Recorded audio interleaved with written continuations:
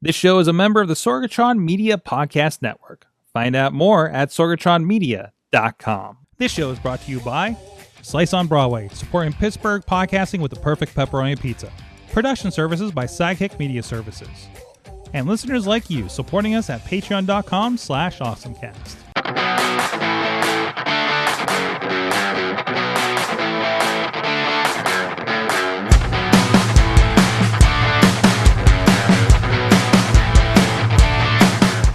It's time to get geeky, get awesome. It is the AwesomeCast episode 756, Geeky Tuesdays.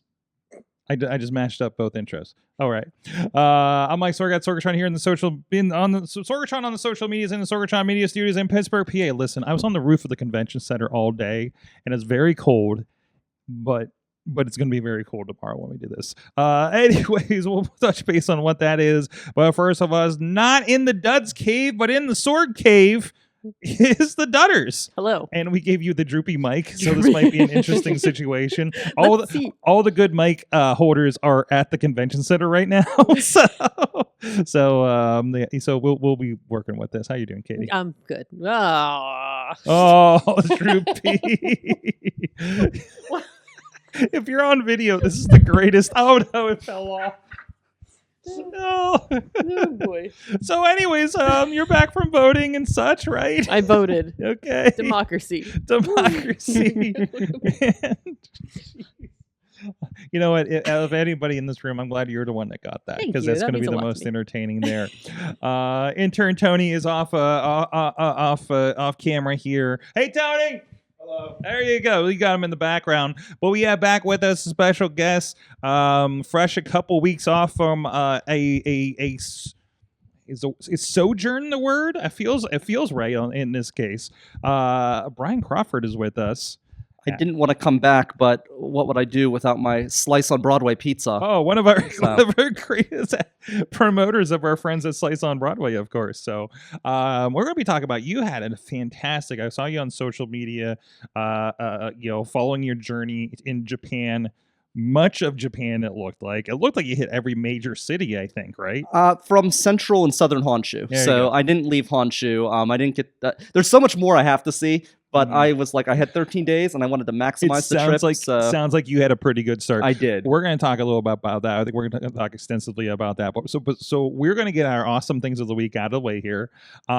Katie, are you also doing a ChatGPT tip for yours? Yes, I am. So I want to hear yours first. What is your awesome ChatGPT of the week, I guess? Welcome.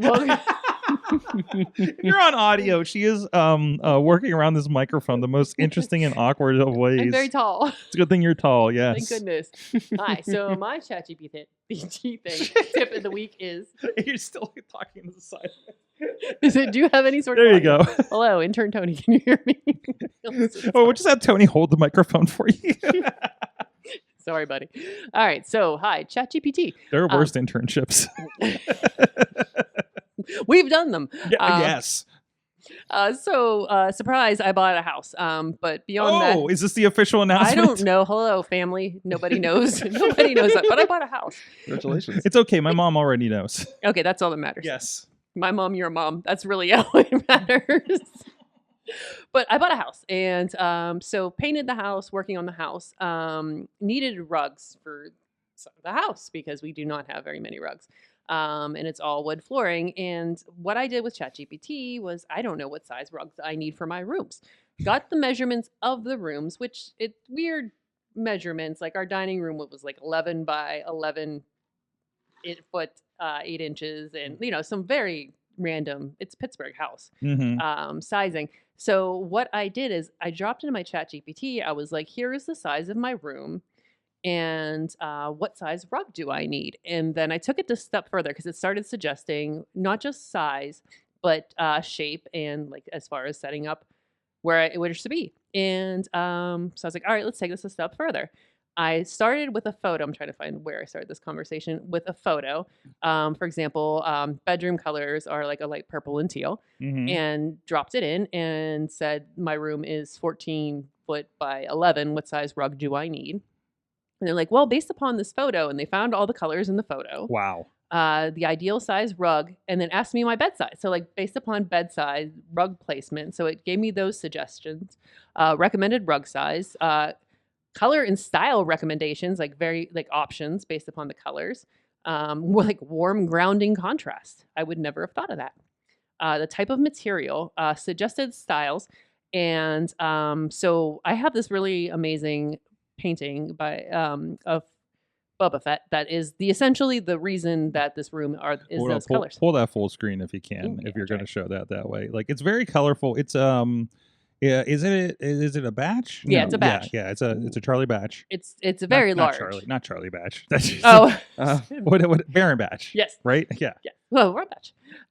It's at least like 5+ feet tall. It's amazing. And this was the centerpiece of my bedroom because I love this. And so I picked out like the teal and the purple are in the hand, and that's why those colors came about. And I was like, this is the focal point of the room. And it's like, that's an incredible focal point. Bold, high energy, and full of movement. And it tells me the colors. And it recognizes the Boba Fett artwork without me telling it. It said this is in this Boba Fett artwork. Perfect palette. So it was a color strategy. Again, rug sizes and colors. Finishing touches, like telling me what color bedding to get, curtains to get, lighting, and all those other things. And then it was like, would you like to give you some options? And I said, yes, please. And it gave me some links to various rug options. And then the follow-up question, it has a whole breakdown of what, who makes the rug, where you can get it. And it asked me if you were, do you want me to give you some suggestions under like a $200 price point that delivers to your area? And I was like, sure, let's go. And it gave me 3 best options. Again, similar things. They're all links to like Lowe's, this one, like Wayfair, various places. Yeah. But and you can see, I could pull up any of the rugs that I want to see if I want a better photo. It has 3 different options of where I could buy this particular rug, like Lowe's and Home Depot, and the price. The price didn't necessarily match what it was at Lowe's. It was like within like $10 or so, but it was actually cheaper at Lowe's than I thought. But yeah, it was a really neat, and again, my recommendation and other things I could add to the room. And I thought this was really neat to be able to do this, and picking paint colors for this house was a lot of fun. There's a lot of color in my house, according to my mom. But this was nice to figure out like what's the complementary rug colors to go with the wall coloring in our furniture. So I thought this was really neat. I did not expect to be able to use it this way. Like I said, I went into this asking it like what size rug I needed to buy because like I said, it was kind of a confusing room sizes, and it turned into much more, and I really liked it. So we're going to have to do a Dutter's Cribs in the near future once this all gets settled in, right? Yep.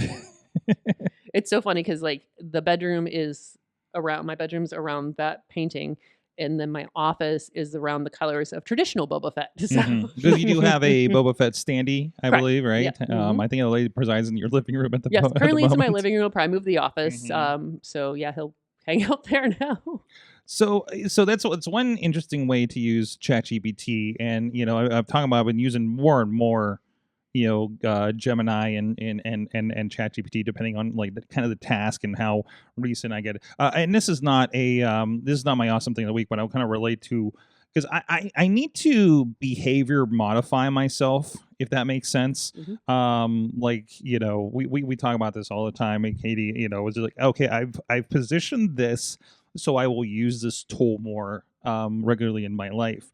And in this case, I rearranged my my home screens on different versions of your, whatever you have going on. And now I have at the bottom, make sure there's nothing embarrassing on there.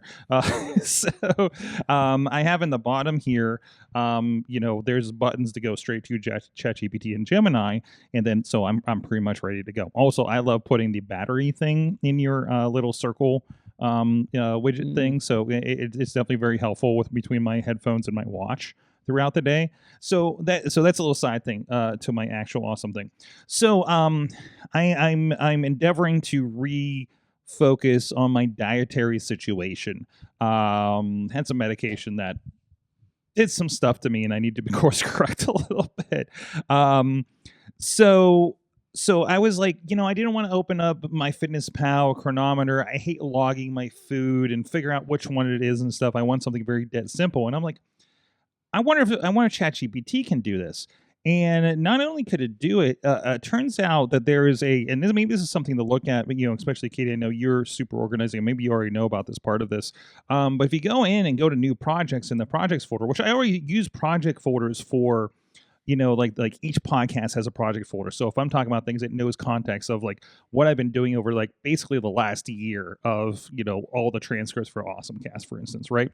But in this case, if you go into this and go into your project name, they have a lot of personal things like investing, homework, writing, health, and travel. And health is what I picked up. So it's going to all, modify that. And so I just have a running tab and I'm like, hey, I had like even today I said, hey, I had the same thing at Dunkin' as I did yesterday, but I also had a donut, and it already knows what I had yesterday and adds that to my list for the day. So I just do a running tab of like, hey, I just had like a couple of slices of pizza because we have a slice on Broadway here. Hey, I just had this. I have this drink, and it lets me know where this is. Hey, I weigh this much. I'm this tall. What should I be doing to try to do, based on certain goals? And it's going to, let me know what that is. And it knows almost everything. Now, I've been going to kind of like mostly kind of chain restaurants over the last like 2 days just because I've been on the move. But it did know things like, I got this like quinoa bowl I get from Aldi's that I eat, and things like that, the Southwest chicken thing. It knows that kind of stuff, or at least relatively close enough or closest to it. But also, like, I presumably if I'm like, actually it's about this calories and not this, it's going to learn that and remember that, right? So that's been really handy because I don't need, I need like the lowest barrier of entry each. I don't want to like sit there and like I'm doing my finances at Eaton Park, trying to figure out, okay, what is this and this? Oh, it's not this, but is it this? Okay, I guess it's kind of like this, and you're making like concessions to put it into the system that was structured.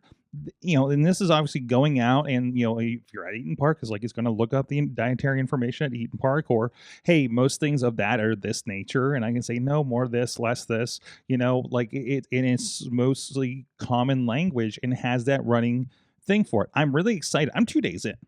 I'm really excited to see what I'm going to be on the run. And when we're doing a conference tomorrow.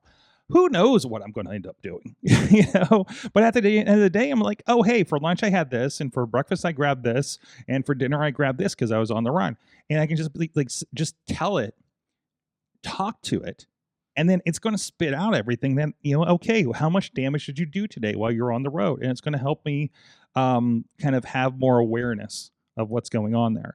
So that was a really, really cool use for this. So look that up, and I'm kind of interested in. I want to kind of throw logistics at it when we start traveling again for SAE, for instance, because I was talking today about like I was kind of excited and scared about how we've been, I get to do logistics for bringing 8 people to an event in Michigan that work for us and try to figure out how to, organize that and give people responsibilities and stuff to make sure everything goes smoothly. I'm wondering if I throw a lot of that info at ChatGPT, will I have a better plan, of action for things like that? So that's what I'm kind of looking at there. And still just throwing so many things at Gemini these days. Like, hey, what is this? Is this true? Is this factual? Can you fact check this? It's been super helpful for that. And again, when you have a line and you want to really be like, hey, is that right? Like, follow the link by it. And they've been really good about including links by it.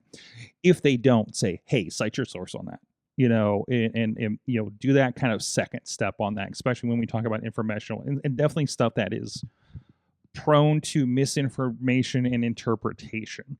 So, and it seems to be pretty good about that kind of thing. So, but yeah, that's kind of my ChatGPT update for this week. So very, very AI based, so which is appropriate since we're at an AI and robotics conference this week.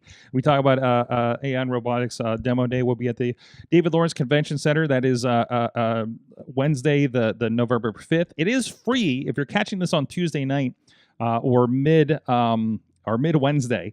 It is free for you to attend, and the main stage, we are actually going to be there. I'm going to be on the roof helping with SKA Robotics, not SKA. I double-checked that. And they are going to be streaming some stuff about they're doing we actually did a demo today. We did a test run today. It's going they have a drone that they've trained on AI to detect rust on bridges, and it like kind of shows it, like does a little glow to it and stuff for the detection. That was very cool. I'm definitely going to be sharing those links on AwesomeCast when those go out tomorrow, and just so much cool stuff. There's a Formula car there, by the way, from our friends at the University of Pittsburgh, having one of their electric Formula cars there on display, already got rolled in. There's a dragon that I can't wait to find what it's about.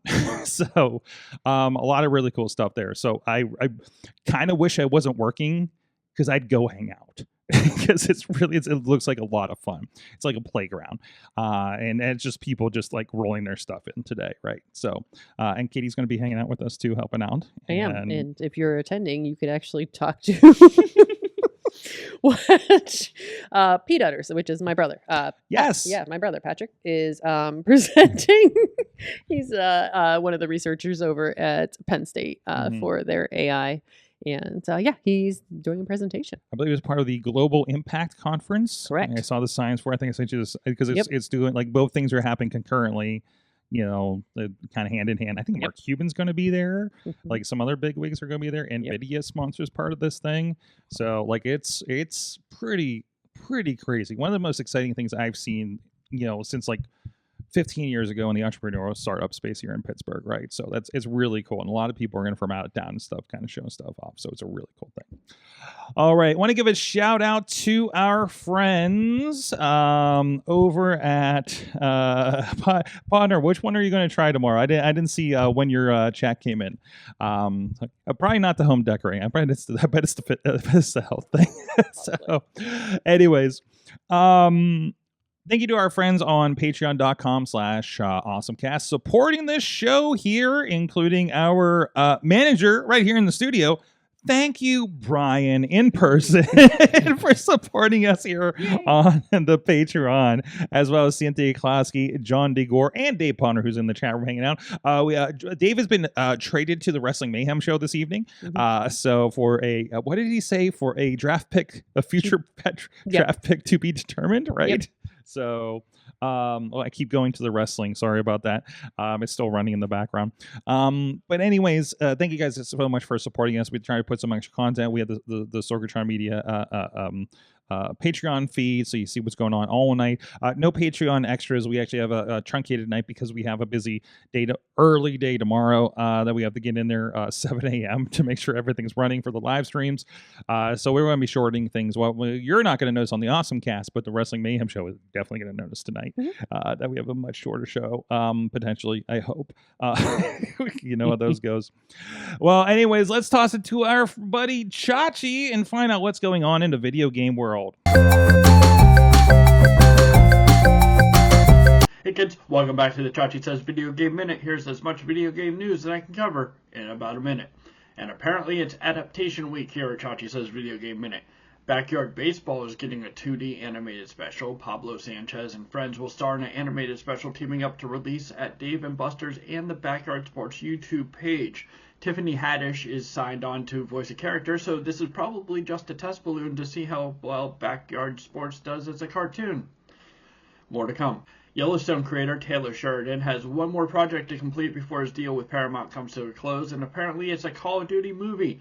Co-written by Sheridan and director Peter Berg of Friday Night Lights, it's apparent that Activision is looking to expand the Call of Duty empire by backing it with some proven talent. Call of Duty is a license to print money, so we shall see what happens there. I'm looking forward to it. Thanks for tuning in to this week's Chachi Says Video Game Minute. We'll see you next time. But what about Godzilla? Sorry. If you're live, we got distracted by Godzilla and let that go a little long. Anyways, we do have Brian Crawford here and is fresh from a Japan trip. I guess, first of all, why Japan other than the obvious reasons? Oh, gosh. So, I've been thinking about this actually because it's kind of an interesting development where like people like, late Gen X and early millennials just have this real big fascination with Japan. And, and I realized like it all started because that's when anime started creeping in and like American cartoons, like which a lot of them were great, but they had that, gotta protect the kids mentality. And Japanese anime, they didn't care. They're cutting people's heads off, everything else. And it was always like late at night. So it seemed cool because you're staying up late. It was way more edgy. And I think that sparked a lot of people's interest. And I was very fortunate in my high school. They had Japanese language classes. So I took Japanese for 4 years in high school. So that really continued my interest. And I've always just had like a really big interest in Japanese culture, and it's a lifelong goal of mine to go to Japan, and I didn't expect it to happen this quickly. And I also like was surprised how affordable of a vacation it was. It was probably the most affordable vacation I've ever gone on. Did you go on like a kind of a package deal or planned out, or did you ask ChatGPT how to do it? So I actually did use ChatGPT a lot. Oh, really? It's funny listening to your guys' conversations. I'm like very much a lot of my. So continuing the ChatGPT tips this week. Yeah. So like I used it with figuring out like one thing ChatGPT does better than a regular Google search is it provides context. So, like I would try to find out how to get to different places, and on Google Maps, it was saying it was going to take so long, and I'm like, that doesn't seem right. But it didn't factor in certain aspects of transit. And if you get the Japanese rail pass, for instance, it doesn't include the fastest Shinkansens. So you can't factor that into your timing. So you have to make that consideration. And ChatGPT was great at working through that kind of stuff where like, say I would have bought the Japanese rail pass and I thought I was going to make it to Osaka in like under 2 hours. And that wouldn't have happened. And that could have been a disappointment on the trip because and broken up your day and your plans, right? Yeah, right. Yeah. So, but yeah, ChatGPT that made me aware of that. So different things like that helped a lot. Just a lot of like the transit planning, which Japanese transit is incredible as well. Let me rephrase that. A lot of Japanese transit is incredible. Not so great in some of the smaller areas, believe it or not. But when you're in Tokyo and Osaka and the bullet train system, the Shinkansen, that's all incredible. Well, it's kind of this. I mean, and it's probably really, really good when it's good, right? You know, I mean, that's like you go into bigger cities, they're going to have better systems, right? Usually than for us, we have for all of its problems, we have a better transit system in Pittsburgh than we do in Beaver County. Right? Right. I imagine it's something like that. Yeah, in a way. I mean, a lot of it has to do with the size and the culture and the thought process, and also some of it has to do with historic preservation. Like you go to Kyoto, for instance. In Kyoto, everything you want to see is kind of spread apart, but none of it's easy to get to. The transit system is not very great in Kyoto, and you have to take the bus, and it sits in traffic. There's no bus lanes, and I get they don't want to put in trains because they don't want to risk damaging any of the shrines and temples and things like that, because Kyoto was the capital for over 1,000 years in Japan, so it has all of this history. It was spared from the majority of the bombings during World War II, so a lot of historic stuff is still standing. But like I'm like, throw some paint on the ground and make it a bus lane, and then you don't have to worry about trains, but they don't have that. So it took a while to get to places versus like Tokyo. Everywhere you go, you're 10 minutes away from a train station, and the trains come often they come every 3 minutes. Wow. And but there's so many people there too, right? Yeah, so, that metro area is like 40 million people, so it's like 4 times the size of New York City. And are the trains like kind of like usually full-ish, or like you ever see those videos of like the pushers?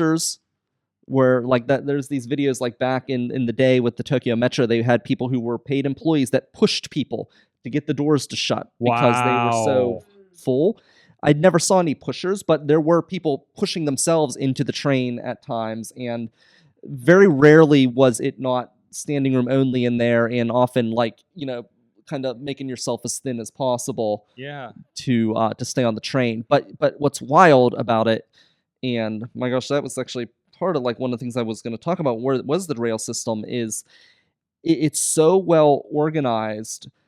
And it's interesting because Japan is like this world of like high tech and super old school, and the transit system in some ways is a bit of both, where it's so efficient, but it's often so efficient because it's old school. So like in the US, for instance, you go downtown and you have we have 3 lines, the red line in Pittsburgh, silver line, and blue line, and they all use a lot of the same tracks, where a lot of railways in Japan, they force you to walk. So because of that, they're able to keep things efficient, because when you have so many moving parts, that's so many more things that can break, which causes delays.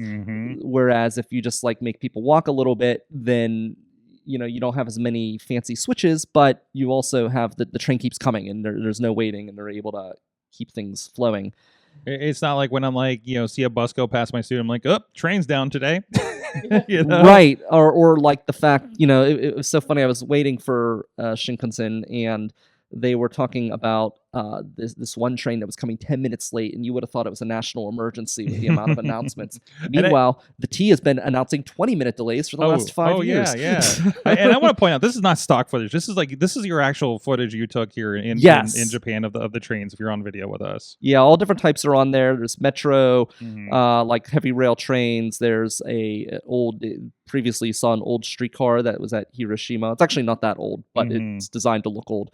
They do still have in Hiroshima a few streetcars that actually survived the atomic bomb blast and are still running to this day.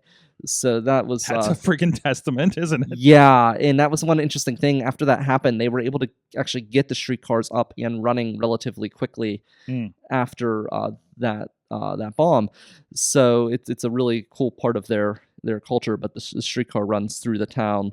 But when you go to board the train, what's really interesting is so we have all these people, and it's really smooth. So like, say this was the doorway for the train, they actually have lines on the floor, and the wayfinding in these stations are incredible. Like if you've ever been to Penn Station, each one of these stations is significantly larger, way more complicated, and way busier than Penn Station. Like, give you an example, Penn Station in a day has around 600,000 people that go through it, which is about twice the population of Pittsburgh.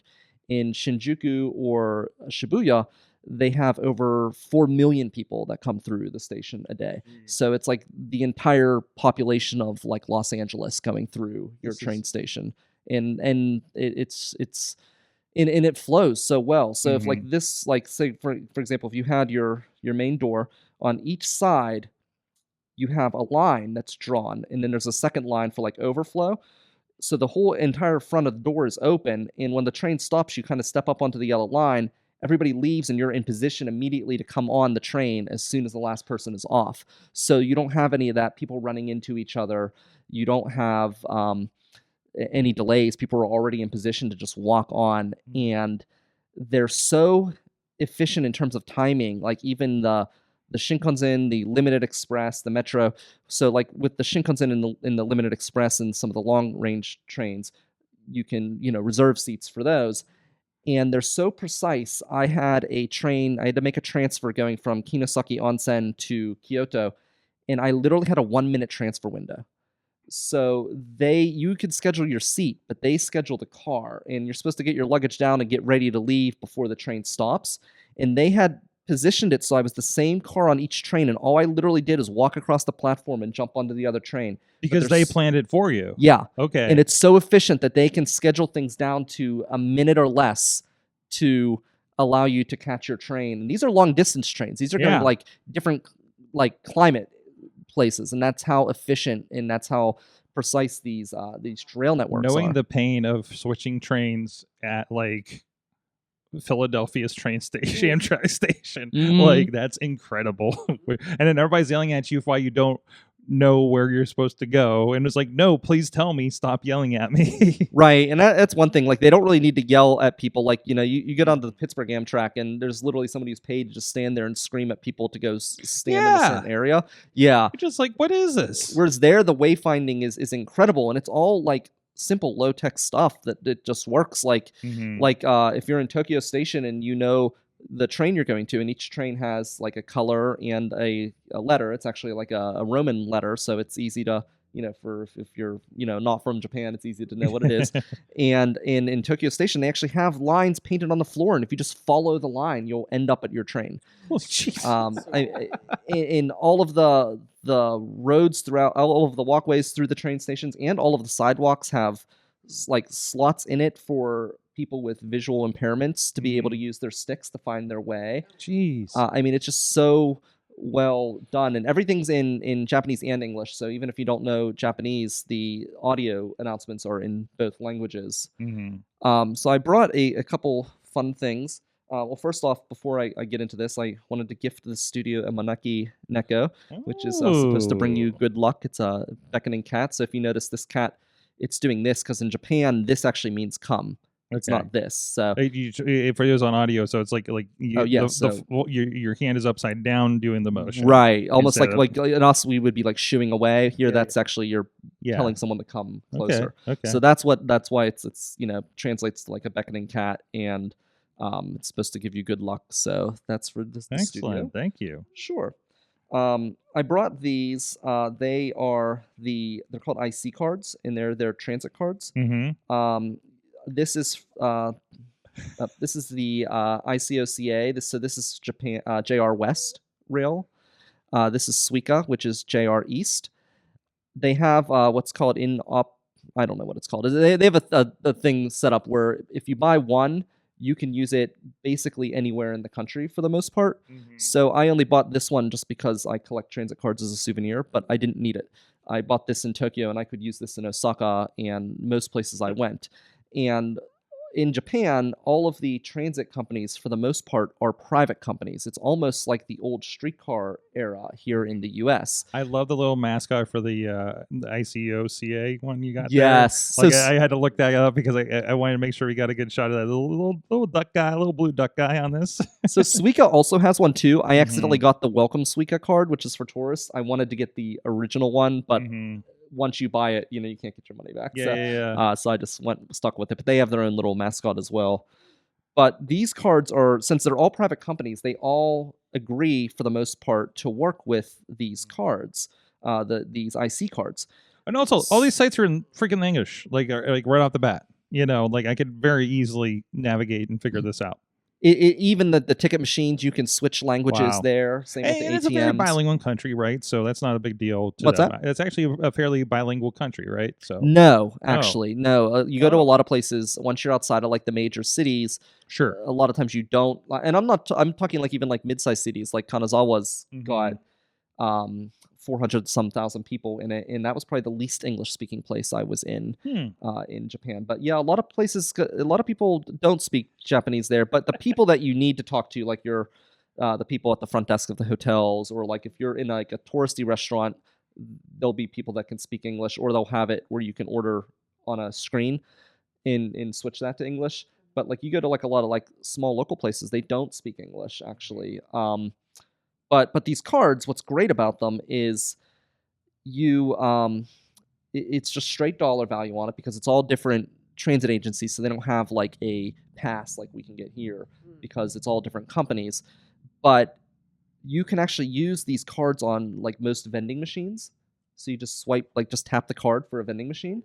And you can also use them at convenience stores and sometimes even restaurants. And I see Apple Pay is at least on the duck one. And yes. As we have on screen now, a partner says that you almost look like Psyduck. like what duck? Like Psyduck from Pokemon. Yeah. A little bit. It does. Yeah, that's cool. But they're so nice. But like I said, they're not. It's either in the future or they're in the past. And when I was in Kanazawa, this is like one of my favorite stories is I jump on this bus and I'm leaving the train station and I tap the IC card.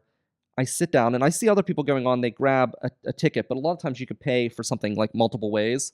Like the rail passes, like they have actual physical paper that you stick through a machine, almost like the MTA Metro card kind of a feel. It's not quite the same, but it's kind of a similar feel. But most of the metro in every city I'd been, you could use these IC cards. But I'm in Kanazawa, I see everybody else grabbing these little slips, and I just tap the IC card, and I sit down, and all of a sudden I see over the screen on the bus, this bus does not accept IC cards. So now I'm panicking, because I'm like, what do? I don't have one of these little tickets, and I didn't know if you have to click a button. You don't have to click one. I know that now, but I didn't know at the time. And like this older gentleman like could tell that I was panicked, and like he doesn't speak any English. I speak some Japanese, but like not enough for like conversational Japanese. Like I can Sure. ask for help, I can do some things, but not like a back and forth complicated, like, like I don't know what I'm doing conversation. So luckily, like I was able to get a few things with Google Translate. But he was older, so like he wasn't like the best with Google Translate. But somehow we were able to work it out. And he was basically like, I showed him where I was going. He basically was like, I'm going there too. I'll let the driver know. So he gets off and he helps me, and he's like, do you want to go for a drink? So I was like, well, yeah, because that's why I was going to that neighborhood, is I wanted to get a drink. Yeah. And I really wanted to go somewhere that was like real and not just like, oh, here's like the place for the foreigners. So I'm not going to McDonald's Japan. I did not go to a McDonald's, in Japan. So you kind of got to do. We did the one in Thailand, and it's just like just to do one to be like, because the menu's different, right? Like I think that's fascinating. It is, and the thing is like I kind of peeked into some of the McDonald's, and they weren't as diverse as some of like the things I've heard in the past in Japan. So I was just kind of, I'm not going to go in and get a burger. Even if you give it a shot. That's fine. Yeah, even if it was slightly different. But like I know sometimes they do have a lot of different stuff in Japan, but like maybe it was just the time I was there, and I didn't like go in and like examine the menu. So maybe there was, but like I kind of gave it a peek as I walked by, and I'm like, nah. So if they had something really interesting, I might have gone in. But I'm on this bus, and he helps me get off, and he's like, do you want to get a drink? I'm like, yeah. So he takes me in to like this office building, and he's like, we're going to go here. And again, I'm very simplifying things because he didn't speak English. So there was a lot of back and forth to figure some stuff out. But he's like, I'm going here. And he points to like the 6th floor. And this guy was like a little like off. So like all of a sudden now like some hair starts like going up like on my back, and I'm like, oh god, where's he taking me? What kind of place is you're this? you're the obvious foreigner, and somebody's like, come to this place, and we're right, like, and it's the 6th floor of a building. Again, like I've seen some sketchy things in Thailand. I'm like, I don't think we should go in there. Right. Well, because I had the translate, I found out what it was. I googled it. It was a real bar. So I'm like, all right, well, let's go. So we go up there, and it was awesome. Everybody there was like interested in talking to me. Like I was the only foreigner because it's the 6th floor of an office building. Like nobody knows it's there, There's like no sign out there, So like, the owners are coming up and talk to me. Like people gave me their business cards. I was getting a drink called a highball because it's like a lower alcohol content, because I was trying not to get too lit and trying to get completely sloshed in a foreign country. Right, and they were making it hard because they kept, well, first off, they wouldn't let it go more than a half full, and like nobody asked me, do you want another? She just keeps refilling it. And then they're like, do you like sake? And I was like, yeah. So they wanted me to try this local sake. So now I'm drinking sake, and then they're having me try this Chinese whiskey that they love. And it was like, it was so great. And then they pulled out the karaoke, and they wanted me to sing karaoke. And then they wanted, like, they were trying to get me to sing a song in Japanese. And so they said, like, how about the One Piece song? So I said, sure. I said, but not only if you sing it with me. And it was like the one woman I was talking to. So she agreed, because I'm like, I don't even sing like songs in US if I haven't like looked at it, So I sang the We Are song from One Piece in Japanese in a bar. And then they sang an English song with me that they picked, and it was just such a cool experience. But like, I wouldn't have experienced it if I didn't know what I was doing on that bus. And they picked up my tab, so I didn't even like. I was worried about what I was going to owe for all these drinks, and yeah, it was awesome. So I see that you got to witness something that we've talked about several times on this show. The Cat Billboard, the 3D billboard. There's some footage here from this, and that has to. How does that look? That's got to look pretty incredible in person. It was really, really neat in person. Yeah, I was excited to see that. Apparently there was one in Osaka that was like I think a dog that I missed, but yeah, it was a lot of fun, and it does do advertisements as well. So it cycles through between the cat and different advertisements. And the cat is just like a lot of fun, and everybody's standing there like to look at this cat. It's like a big crowd there. And what's really cool about this neighborhood is, so this is in a neighborhood in the Shinjuku district, and so you've got like Shibuya Crossing, which is like that really famous crosswalk, which is it's not in Shinjuku, it's like the next neighborhood down. And that one is like a lot of like luxury stores, and it has like more of a Times Square feel, like with different billboards and stuff. Whereas this has way more signs in neon, but it is nothing like Times Square because it is all like local businesses. So like all these neon signs. So here's one picture from Shinjuku. I'm wearing the shirt I am now. Hey, And if you look here, look at that. Godzilla's Inception right there. right? If you look here, Oh no. Trying to do this backwards, and so if you look up here, you'll see there's a Godzilla in the Up there in the background on the building. Yes. And that's a movie theater actually, and there's a Godzilla Hotel there. Fantastic. And I think we've seen those on our stories too. Yes. Yeah, but the Godzilla there apparently since it's a movie theater, apparently sometimes they'll design the movie posters to look like it's like whatever it is fighting Godzilla or running from Godzilla. I love it.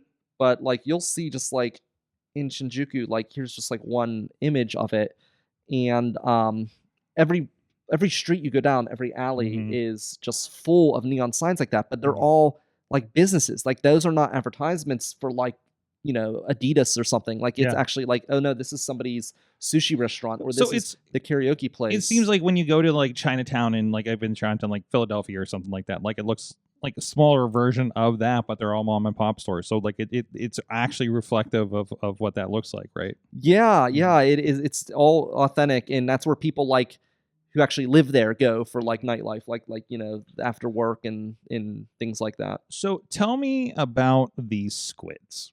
Yes. Okay. What is the deal with these squids? So this is so cool. So this is in one of the most interesting things, interesting places I was at in my whole trip. That was from an art museum called TeamLabs Borderless, and TeamLabs is the group that organizes Borderless. They have several different places. And it's an immersive art experience that uses digital art, so a lot of projections, but they also have props as well that sometimes interact with them. In that one, in particular, that whole room was like you're in a fish tank, and it was like on all sides of you, but all the fish look like that. They all look kind of like cartoon characters, and I thought that was like weird. And there was a line to the side, so I'm like, oh, what the heck? I'll stand in this line. I will stand in the line, and here what you're doing is you actually draw. They give you a piece of paper and you color with crayon your image, and then they scan it into the art display. So all of the fish that are surrounding you were people who were there that day. Oh wow! So you got the comparison here. So this is that guy's in there, and that's you, right? Okay. So it was just like so cool. Not in TeamLabs. The Borderless was so amazing. I mean, it was honestly, it's like a life-changing art experience. And I wouldn't even call it an exhibit. It's an experience because there is no map. You walk into this place once you get into the entrance, and you just wander through the place into different rooms, and there's no map. And sometimes it changes. The room, once you were in it, you go back and it changes. And there are rooms inside of rooms at times. Like there are times I went back into rooms and found rooms I didn't see before. Sounds like a wild, like Meow Wolf kind of thing. That's what Missy was telling me about. Right. Yeah, I haven't been there, but it sounds similar. But this place, it was just every bit of it is immersive, and just like that was like not realistic looking because obviously it was like cartoon drawings of fish, but like some of it is like, and it feels like you're on different planets. One of them, you walk into this room and you see all these thin like sticks that are going up to what looks like petals. It almost looks like you're in like the weeds, and the floor goes up on an angle, and there's no like straight way you can walk up, but they have like mirrors on the side to make it look like it's goes much further. Mm-hmm. And then when you get up towards the top of the hill, it narrows and it directs you to follow like a path, and then all of a sudden you see a few of those petals on the floor, and then you come out into a clearing, and now all of a sudden they're all at your waist. So you have the tall ones behind you, and then they're at your waist, and they have the mirrors to make it look like it's fields that are like going for miles. And you literally then walk down a hill through different paths. There's different paths you could take where they're all waist height, and they're brushing up against you. It's like as if you're walking through a meadow. And that's just like one example of like this like experience. Another one was these orbs that are moving around and bubbles, and there was one where you have all these spikes coming down, and the lights are hitting the spikes, and there's mirrors on the floor, on the ceiling, and on the side, so it looks like it's a huge cavern going up and below you. And at one point they made it where it looked like rain, and it looked like these huge drops of rain coming on you. You would have thought you were soaked just by looking at it. And again, like, you don't know, there's no directions, so you're just literally stumbling around through the place. And I think that was part of what made it so amazing, was like, it was really an exploration. It was, you were exploring the place, you weren't walking through it. And one of the signs that was kind of became my mantra throughout the rest of the trip, because there's so much to see and you can't do it all.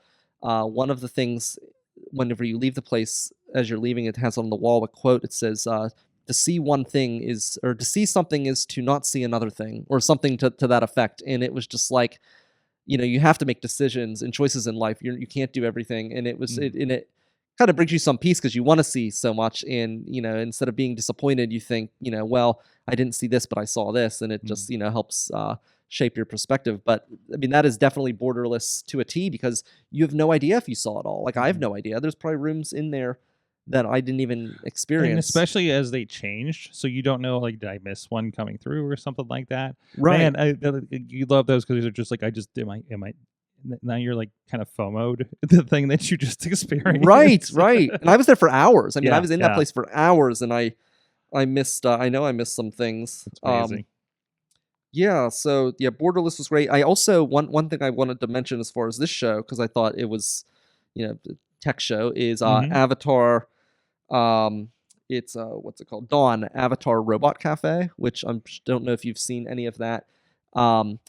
I've seen some videos, and I was like, it was high on the list of things I wanted to go see. And basically, you go to a cafe where most of your servers are robots, but they're robots that are actually controlled by people with mobility issues. Yeah, and they get paid a full salary, same as the people who were there in person, and they come and they'll like, so like a robot was, or a person controlling a robot was the person who took my I don't want to call it a reservation, because I just walked in, but it took my put me down to get a table, and then a robot brought me my beer, and then also they put up a, like you see right there, they put up a person where you actually get to talk to them. So I spoke with someone from Osaka.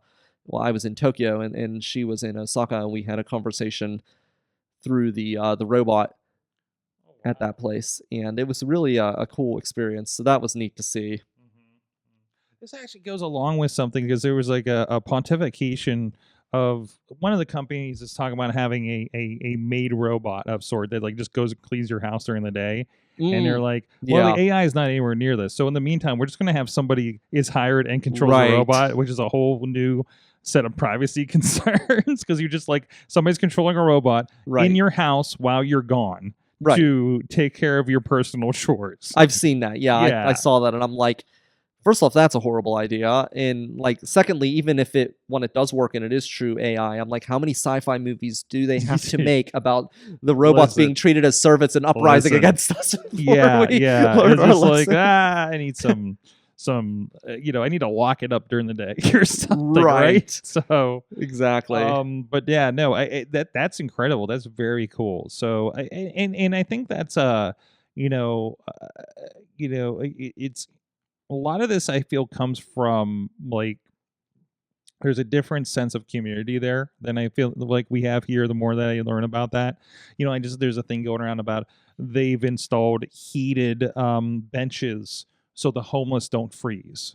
Things like benches? That. I couldn't even find any benches. I don't know. Maybe this is just a fake meme that's going around. Maybe it's in the parks. Maybe it's in the parks or something. But like stuff like that. Because there were a lot of times I was like, just like wanting to figure out where to eat, because like I can speak some things I can't really. I ignored when I started like trying to relearn the language some. I ignored the written part, because they have 3 alphabets, and one of them is kanji, which is based on it was taken from China, and that's like the where it's like very complicated characters. And I'm like, I know I'm not going to learn this. I've got Google Translate. I'm not going to try.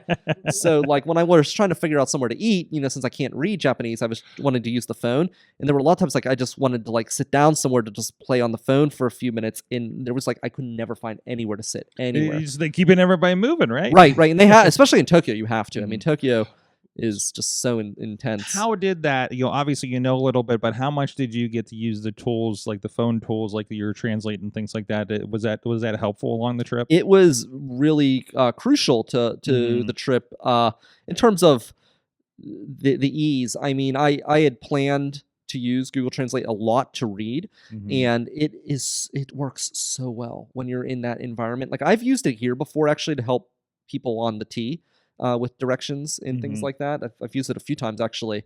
Like other foreigners coming in or something? Yeah, one woman asked for help downtown and she spoke Spanish, and another woman, it was kind of funny because she just a cool situation. She had thrown her groceries down in front of the door, and she had walked up though through the bottom door, so she might not have realized that door needed to open, and they wanted her to move the groceries, and she just kept saying Arabic. So like I pulled out Google Translate and I jumped in and let her know, and she's like and then her kids were moving the groceries for her. So I've used it a lot here actually. Just and on how transit. many people, like most people take Spanish in high school, right? What are the chances she's going to run into somebody that knows Arabic? You know what I mean? Right. Like I feel like that's like I love the opening up that these tools are giving us for things like that to communicate. And it was really helpful for me, like because I went to a museum in Kinosaki Onsen, which onsen is like a hot springs. So I went to a hot springs town, which let me say was awesome. Like I spent 2 days there. I had a yukata, which like the yukata is like an informal kimono, and you just walked from like hot spring to hot spring and ate and played games, and it was really. I'm just pulling up a picture of the kimono here. Here's me in the kimono looking out over the town. But it was awesome. Why is that not your profile picture? It is. Oh, is it? Okay. Yes. I hadn't noticed. So, but yeah, I went to a museum there, and like the guy when I went in, it was like part of their library. He's like basically only in Japanese, and I'm like, no problem. Pulled out Google Translate. I went through the whole museum. I read everything. I mean, it's instantaneous. It is so quick to when you scan the images, and you can actually click to take a picture, like a take a picture button. It doesn't necessarily save it to your reel, but it'll freeze it, so then you don't have to stand there while it's moving around, and you can just read it like this. Amazing. It works so well. But like me, because I took that Japanese in high school, I know how things are pronounced. Like I know what their like characters are, even if I don't remember them all to read them. I know how they're all supposed to sound. So like it was really helpful with me at Google Translate, where I didn't have to show people it. I could actually read the word and then speak it to them, and because I knew how to speak the language like the proper way, they could understand what I was saying. Because like karaoke is not how you would say that's karaoke, but like a foreigner doesn't know that. Like Toyota is Toyota. So we're towards the end of our time here today. Yeah. So I just want to. Can you give me one or two? And Katie, if you have any other things to close out on that you want to ask them on the way out here. But I think the best thing is do you have one or two like big tips for somebody looking to go to Japan? Oh gosh. I would say like. Gosh, 2 big tips for someone like going preparing to go, figuring out what to do, like anything like that. Obviously, ChatGPT helped. Yeah, ChatGPT helps some. I would say like learn a lot about like try to learn some of like their customs, especially with like transit and stuff like that. I think like get your mind in their mindset, and this is one thing like I just absolutely love about Japan, and I wish we would embrace some of this mentality, and it's often a struggle for me because I try to live by this and a lot of people don't. Everyone in Japan is very thoughtful of how their actions impact others. So like if you're on the metro line, very few people talk on the metro line. They wear their backpacks in front of them, that way they don't bump into people because they can't see the backpack behind them. Just like different things like that. Like I was in Hiroshima on the streetcar, and there were like some foreigners like acting like they're doing like pull-ups and stuff on the bars in the streetcar, and it was just like it's just like kind of disrespectful. So I would just say like try to remember that is kind of like their mentality. Like and other than that, I would say like people there are very friendly and polite, and everybody is more than willing to help you. A lot of people help me with questions I had along the way. So like, don't Mhm. be afraid to ask, even if they don't speak the language. They'll often like do whatever they can to help you. And one thing I just wanted to mention that was just like not really like advice, but just like, well, I guess this is some advice, is don't like keep your trash with you. One thing that is so impressive about especially Tokyo, but like Japan in general. But like Tokyo, you've got 40 million people in the Tokyo area. You have 4 million vending machines. They have more vending machines than there are people in LA, and there are like no public trash cans. Like even in the bathrooms, no trash cans. There's no litter. People take their trash with them. They throw it away in the convenience store. They'll take it home and Oh throw my it away. God. Like people care about like Yeah. litter and about like nobody wants to live in that. And it was just one thing that really impressed me. Like here we're tripping over trash cans and people were Yeah. throwing stuff on the ground. There, if You anybody watch had people just throw wrappers on the ground. You Right. know, like it's crazy. and if anybody has an excuse to litter, you would think it would be the people with 4 million vending machines and no trash cans. Yeah. That's a lot of wrappers. In fact, there was one point, one point I was like one of the few times in my life I was just like, I want to throw this somewhere, because I Mhm. had gotten a Starbucks thing and I forgot, and I like took it with me. It was like a disposable, and like anything lid, I just throw it in my bag. But there's always that one little drip, and as soon as you throw it in there, that it'll somehow find a way onto your clothes or whatever. So like I wanted to throw it away. I even went into like the 7-Eleven in the train station. There was no trash can there either. I'm like, what am I gonna do? So eventually I like turned my luggage into like a little cup holder and with the zippers, and that's how I got through the fare gate, because that was all I needed to do was get through the fare gate. Yeah. Yeah. But I was just like, I need to do something with it. I just want to throw this cup because I Yeah. was so agitated. Awesome. Yeah. Very cool. It's been. Thank you so much for sharing with us. Yeah, thank you for the It opportunity. looked like a really cool experience. I'm hoping to get there. I want to get to the Tokyo Dome myself and Kurigan Hall and check out the steakhouse. Because guys go over and they come back with the oh god, what's the name of Wagyu it? steak. No. There's what's the Japanese steakhouse wrestlers go to? But they call the Ribeiro. okay. I think. Yeah, the Yeah, I've Ribeiro been there. jacket. Oh, that's cool. And like it's like a rite of passage for the wrestlers to like go there. You go to the steakhouse. It's got all the memorabilia from all this stuff, like Enoki and all that kind of stuff. So that's like my kind of like do Right. that, and love to go to do Arena Mexico, but like definitely Japan first. It's kind of Well, I Good. mean, it's not as expensive as you'd think. I had 12 nights, under $600 lodging. wow. Yeah, but I mean, I stayed at a lot of capsule hotels and stuff. So if you're Mhm, willing mhm. to, do things more, And- if you're willing to not live in luxury, you can. I'd say make it those a are pretty- small rooms, right? Or Capsules is literally like a tube. Like, like there is no room. Like there was somebody above me. It's basically like bunk beds. Like it's like a hostel, except you have more privacy because you're surrounded on all sides and there's a screen you can pull down. Hmm. So it really wasn't that bad. I mean, the capsules were nicer than some of the other places I stayed. Mhm. So I mean, they were nice. They all had bathhouses too, which was Mhm. nice. So they were not bad places to stay. Awesome. Very cool. Well, thank you for the insight on that. Where can people? What you want to plug? Where can people see more of Yeah. your trip and what else you want to put out there? To see more of my trip, I mean, follow me on Instagram. Mhm. Bcraw, BCRAW11A is my Instagram. That's where you can see more on the trip. But like, also, if you just want to find stuff to do locally, I'll just plug, the new PittsburghExposition.org. If you go there, we have a giant directory of, more than 400 museums, galleries, and historic sites that you can discover in Pittsburgh. So you don't even have to go to Japan to find new things to There do. you go. Oh, then there's the image. I was looking on your Facebook. That's where I saw most of the stuff over the Oh, yeah. last few weeks. So there you go. You can check out all those pictures there, and a lot of stuff that we had there. We didn't even get into the reverse monorail. that you Yes, had in that the was thing. so cool. That looks crazy. And if you go to check that out, that's an area like it's right outside Tokyo, but like I didn't meet anybody there that spoke English. And Amazing. Thank Yeah. you so much. Katie, you are katiedudas.com. Yes, look at this. The mic is back up. The mic is there you go. Hi, There you go. Albright. You'll be hanging with us at the AI and Robotics demo day Yeah, tomorrow. I will be. Yes. And then we're going to see if we can find your brother who's going to be around.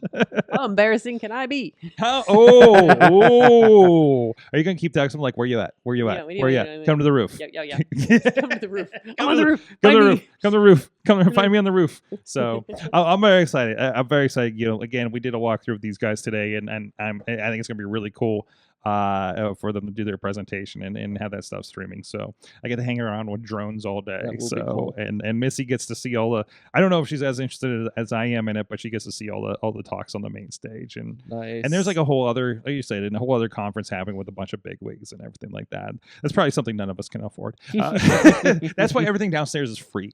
Yes. By the way. So yeah, hope to see some of you guys there. I'll be around, and Missy will be around, and Katie will be around, and we're gonna have some fun with that. So thank you guys so much. We'll be back next week, same awesome time. And thank you, Chachi, for the awesome minute as well. And send us some love over God, I don't even remember which social medias he's on anymore. He kind of deprecated some of them. But thank you guys so much. You have been our awesome audience. Have an awesome week.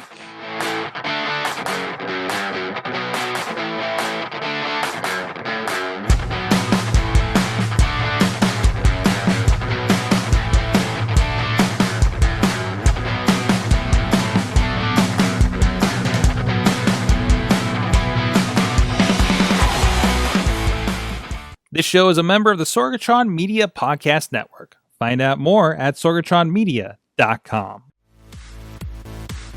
I'm Eamon. I'm Merlin. And we're a gay. And his NB. Are you a reality television connoisseur? Do you like it discussed from an LGBTQ lens? If so, A Gay and His NB is the podcast for you. Hear us break down all your favorite guilty pleasure reality shows from Bravo, Drag Race, and just about everything in between. Listen to A Gay and His NB on Apple Podcasts, Spotify, or wherever you listen to podcasts.